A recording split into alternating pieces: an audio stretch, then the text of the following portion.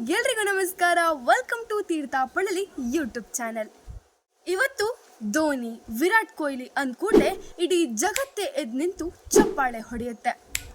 ಆದರೆ ಇದೇ ಒಂದು 20 ವರ್ಷಗಳ ಹಿಂದೆ ಆದರೆ ಈ ಧೋನಿ ಆಗಲಿ ವಿರಾಟ್ ಕೊಹ್ಲಿ ಆಗಲಿ ಬಂದರು ಅಂದರೆ ಯಾರೂ ಎದ್ದು ನಿಲ್ತಾನೂ ಇರಲಿಲ್ಲ, ಚಪ್ಪಾಳೆನೂ ತಟ್ತಾ ಇರಲಿಲ್ಲ. ಹಾಗಾದರೆ ಈ ಚಪ್ಪಾಳೆ ಗೌರವ ಎಲ್ಲ ಫೇಮಸ್ ಆಗೋದ್ರಿಂದ ಸಿಗುತ್ತೆ ಅಂತೀರಾ? ಖಂಡಿತ ಇಲ್ಲ.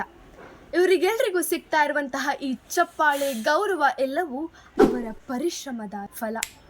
ಹೌದು, ಬೆಳಗ್ಗೆಯಿಂದ ಸಂಜೆವರೆಗೂ ನೆಟ್ ಪ್ರಾಕ್ಟೀಸ್ ಮಾಡಿಕೊಂಡು ಪ್ರತಿ ಸಾರಿ ಔಟ್ ಆದಾಗಲೂ ಯಾಕೆ ಔಟ್ ಆದೆ, ಏನು ತಪ್ಪಾಯಿತು ಅಂತ ಅರ್ಥ ಮಾಡಿಕೊಂಡು ಮುಂದಿನ ಸಾರಿ ಆ ತಪ್ಪು ಆಗದಂತೆ ತಿದ್ದಿಕೊಂಡು ಇರೋದಕ್ಕೇ ಇವತ್ತು ಅವರು ಈ ಮಟ್ಟಕ್ಕೆ ಬೆಳೆದಿರೋದು.